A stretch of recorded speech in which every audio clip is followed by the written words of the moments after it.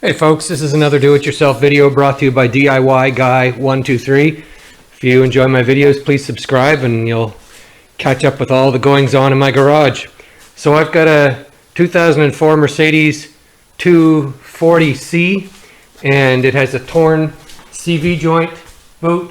This is a Fourmatic, so it's all-wheel drive. And the front passenger side axle inner CV joint boot was torn. It was torn right around. There's the actual joint. That's how it looks. And you can see the axle is out of my hand. But the part that didn't come out is the inner sleeve. So I'm just going to give you a real quick update on how to get it apart. I was a bit intimidated by this job, thinking maybe I don't have the right pullers and all that kind of stuff. But it's been pretty easy so far, and hopefully continues that way. So to get the wheel off, you need a 17 mil socket, and these bolts were on. I don't know who put them on. There certainly wasn't any anti-seize put on, and they were on there. I had to use my 3-foot strong bar. There's my foot. Look at the size of that thing. I had to use that thing to get these bolts off. Anyway, got them out, and then I released the 2 bolts that go to the strut. Now, I don't know whether it was intentional or not, but whoever put the bolts in, you can see one that's in there now. It was actually, I've put it in the reverse of the way that it was. It was in the other way with the head facing forward, and I can only imagine that's so that road dirt and so on doesn't collect on the threads and the nut if the nut was forward. However, the top bolt doesn't really matter. You can get it out regardless of the orientation. The bottom bolt, you couldn't get it out until I took out the top bolt of the caliper. And so once I got that bolt out, then I could take the bottom bolt from the strut out. So when it goes back together, it's going back in with this orientation. So if you ever need to adjust them or take them out again, you don't need to touch the caliper bolt. So anyway, took those 2 bolts out, and also it was a 27 mil socket. This is the axle bolt right here. And to my shock, it was greased. I'm thrilled that it was. And I just am blown away because everything in this vehicle is so rusty and corroded. But it was beautifully greased. I didn't even need to use a puller. I just pushed my finger and it slid in. Hopefully you will be just as lucky. So now we're into a situation where that is the inner part of the axle, and there's the outer part of the CV joint is what it is, and then the little balls for the CV joint go in those 3 locations. You can't see the third one. And I'm gonna hopefully, I'm not sure if you can see this or not. Oh yeah, there you go. There's a ring around the outer edge of this, right here. And I've got my lock channel or my locking pliers on there with the inner part of the jaw gripped inside that ring. And so the jaws are shaped like this and they hook into the ring. There's no ring on the inside jaw, but hopefully the outside jaw has enough hook on it that when I pull on this, it'll pull that right out of there. So what it looks like is like this, and there's a little circlip on the end. So what happens is that circlip is in place and it's expanded. Here. That circlip is in place and it expands once the CV joint is, or the axle is in there. It expands to lock this axle into the transmission, or in this case, the transfer case. And the reason why it locks in is because it expands. You can see it sticks out further than the shaft. Well, to get it in place, or to remove it in the case that we're going to do now, that has to be compressed. And the way it gets compressed is this part gets drawn out, and the act of that being drawn out should compress the circlip. I have had problems with these things before. They've been really ugly, and so let's just hope that it comes out. Now, a lot of transmissions, you can put a pry bar between that part right there of the axle and the transmission. They've got, like, a lot of transmissions have like an aluminum part that's kind of reinforced and it's built out and it's obvious that it's there for that purpose. In this case, I don't think the Mercedes has that. Nowhere in the transmission looks reinforced enough to do that. Besides, I don't think I have access anyway. Maybe if I took some panel off underneath, I don't know, but it really looks like it's, well, anyway, I'd be afraid to pry on that transmission unless I knew for certain that there was a pry location. And I've done quite a bit of reading on this. There is a special tool that you can get that's like a chain clamp. So it looks like a piece of motorcycle chain, you wrap it around and then it kind of clamps on there, and then you can put a puller on that chain. Well, I don't have one of those. So what I've got is these pliers like I showed you. Then I took a piece of chain here, and the last link just happened to have a hook on it right there. So I'm going to loop that through my pliers. Then this is actually a dent puller is what it is. It's like a 3-pound hammer on a slide. And so I just put the nut on, a 1/2-inch washer, a bigger washer to reinforce it, and then this chain is there. And when I hook it on, I'm going to tighten the chain and hopefully pull that out. So let's get set up here.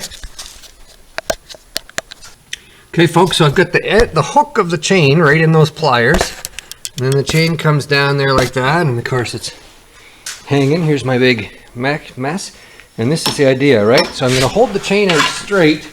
The more in line with that shaft you can get, the better. I didn't want to take the hub and brakes and all that disc and everything out of the way to get completely in line. I think I'll be okay. And I'm just going to give it a try at this angle and see what happens.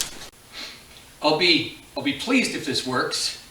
I don't know, maybe I'll even be surprised. I hope it works. It should, in theory, if that pair of pliers stays on there and that hook and my chain doesn't bend, it should pop out. So I've got my chain as straight as I can.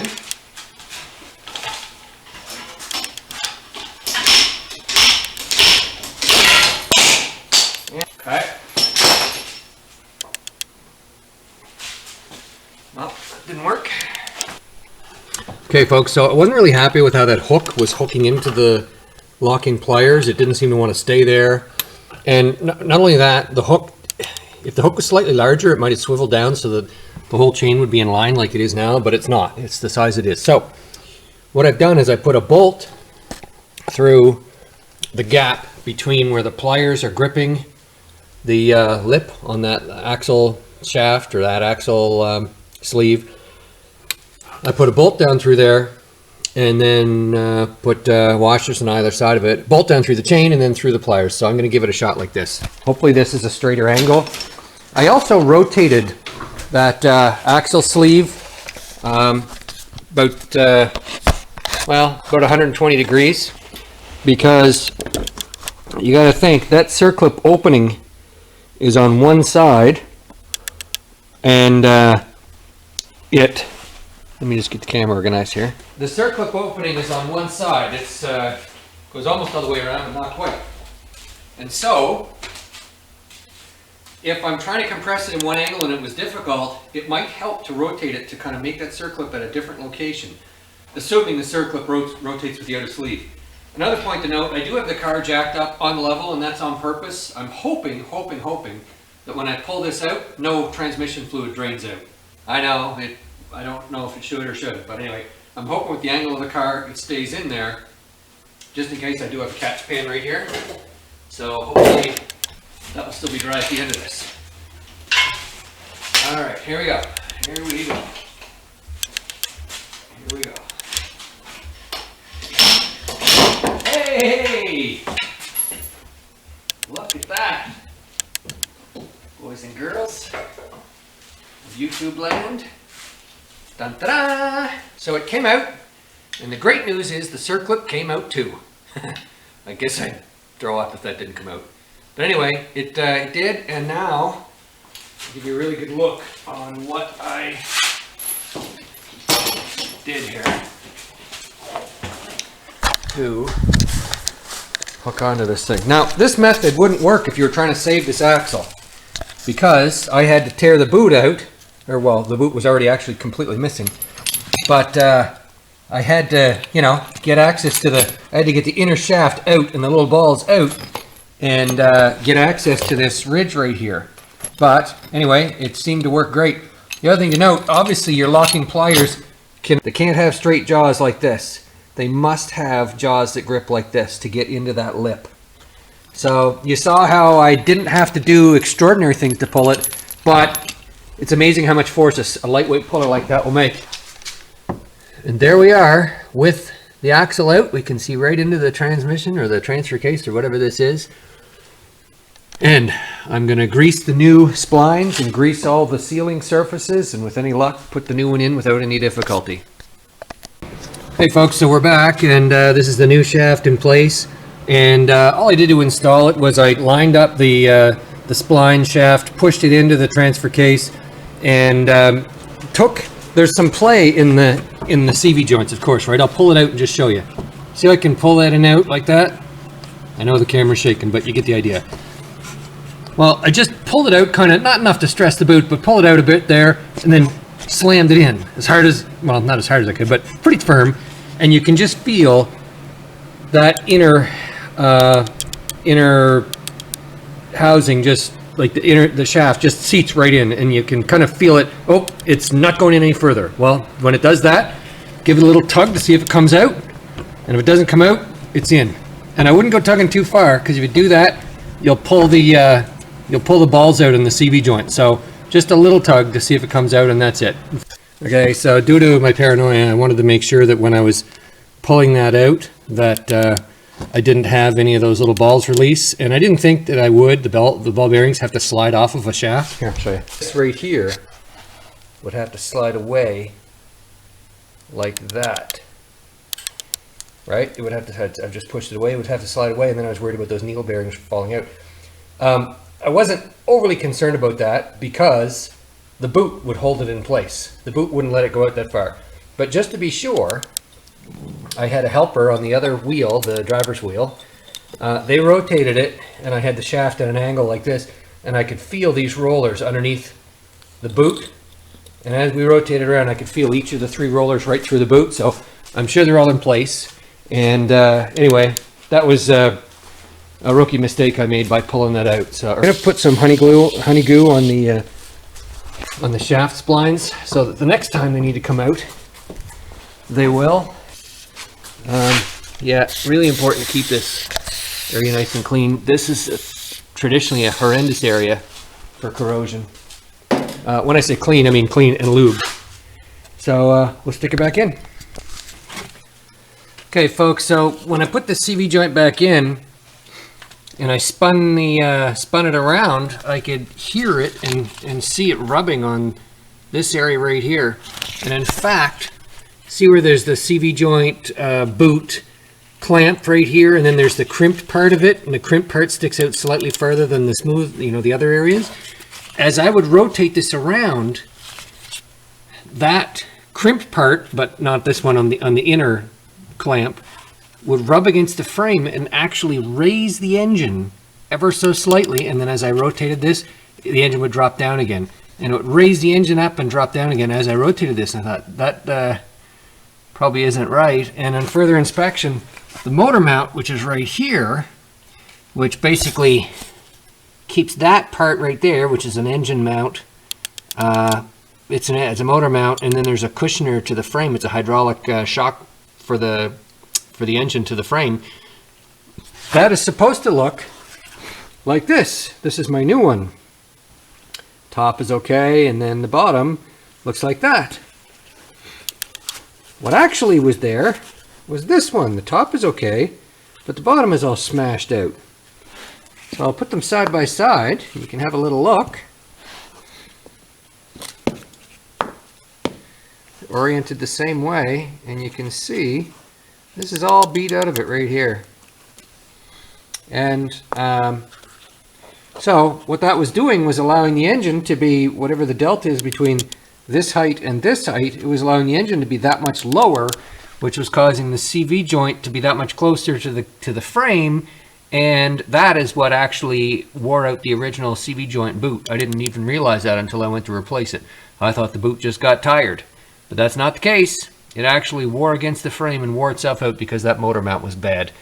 Now, if that motor mount had been checked and found during a previous inspection and replaced, I wouldn't have had to replace this axle. So that's an example of how one part can make another part go bad. So I'm going to go replace the motor mount, and we have the axle replacement. We have the new axle in place. There's lots of clearance between the CV joint boot and the frame now. In fact, earlier in this video, I talked about how the only bolts I took out to change this axle shaft were the strut to knuckle bolts, the two of them, and to adequately, you know, assess the why that was scraping on the frame, and just I wanted to have, I just couldn't get my eye in there with this knuckle in the way. So I did remove the lower ball joint nut, took that off, and moved the whole knuckle and disc and caliper and everything off to the side so I could get a straight shot in it.